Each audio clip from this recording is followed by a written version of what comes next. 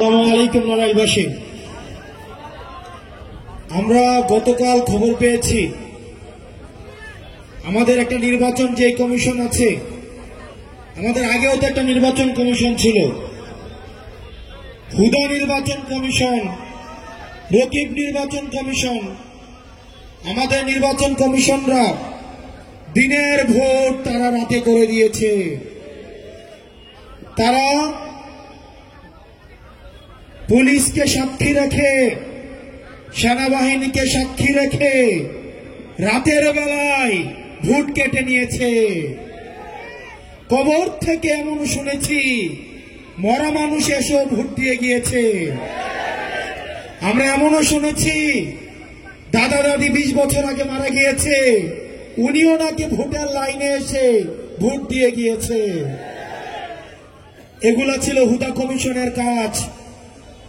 এই হুদা কমিশনের নুরুল হুদা, এই নুরুল হুদার পরিণতি কিন্তু আজকে জাতি দেখছে। জুতার মালা গলায় দিয়ে আজকে উনি কারাগারে নিক্ষিপ্ত হয়েছে। প্রিয় নড়াইলবাসী, গতকাল আমাদের নির্বাচন কমিশন বলে দিয়েছে শাপলা মার্কা নাকি আমাদেরকে দেওয়া হবে না।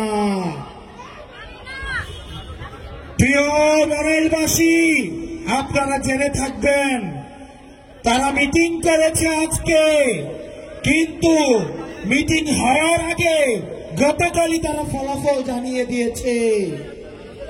অর্থাৎ ভোটের আগের ফলাফলের মতো আমাদের নির্বাচন কমিশন এখন মিটিং এর আগেই তারা ফলাফল জানিয়ে দেয়।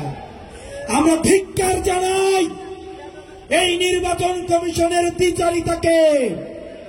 তারা মিটিং করেছে আজকে, তারা কিভাবে গতকালই তারা ফলাফল তারা জানিয়ে দেয় যে তারা শাপলা মার্কাকে তারা দিবে না। আপনাদের রিমোট কন্ট্রোলটা কোথায় সেটা কিন্তু আমাদের জানা আছে। প্রিয় নির্বাচন কমিশন, প্রিয় নির্বাচন কমিশন,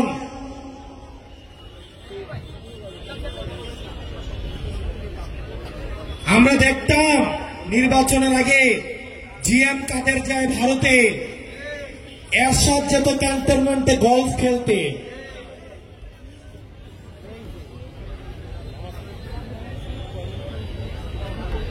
জিএম কাদের ভারত থেকে এসে বলতো যে আমরা সরকারের সাথে কথা বলে সিদ্ধান্ত নিব যে আবার আমরা সরকারে থাকবো নাকি বিরোধী দলে থাকবো। ঠিক কিনা?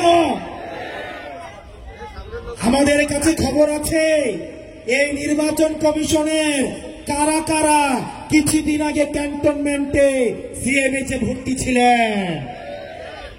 আমাদের কাছে কিন্তু খবর আছে। এরশাদকে যেভাবে গলফ খেলতে নিয়ে যেত, ঠিক একইভাবে এখন অনেককেই ধরে ধরে সিএমএইচে নিয়ে যাওয়া হয়। কোন জায়গা থেকে পরিচালিত হচ্ছে রাজনীতি যে কোথায় চলে। প্রিয় নড়াইলবাসী, আপনারা আমাদের সাথে থাকবেন। আমরা প্রতিজ্ঞা করছি অতীতের যে রাজনীতিক যে ধারণা ছিল, যেই খেলা ছিল, সেই খেলার নিয়ম তো পাল্টাবই, খেলাকেও পাল্টে দিব।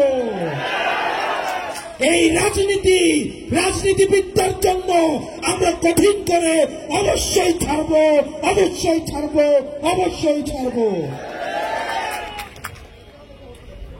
আমরা রাজনীতিবিদদেরকে জনগণের কাছে জবাবদিহি করতে আমরা বাধ্য করব। রাষ্ট্রের প্রতিষ্ঠানগুলোকে আমরা জবাবদিহি করতে বাধ্য করব। আমরা আবারও বলছি, নির্বাচন, জনগণ এবং রাজনীতি যদি করতেই হয় তাহলে চাকরি ছেড়ে দিয়ে এসে এবং ক্যান্টনমেন্ট ছেড়ে দিয়ে এসে তাহলে রাজনীতির মাঠে এসে রাজনীতি করুন। গলফ খেলিয়ে, হসপিটালে ভর্তি করিয়ে যারা রাজনীতিতে যারা ইন্টারফেয়ার করার চেষ্টা করছেন, আপনারা ফাউল করছেন। খুব শীঘ্রই আপনারা রেড কার্ড দেখবেন। প্রিয় নড়াইলবাসী, আপনারা ভালো থাকবেন, সুস্থ থাকবেন।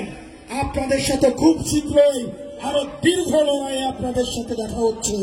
আসসালামু আলাইকুম ওয়া রাহমাতুল্লাহি ওয়া বারাকাতুহু।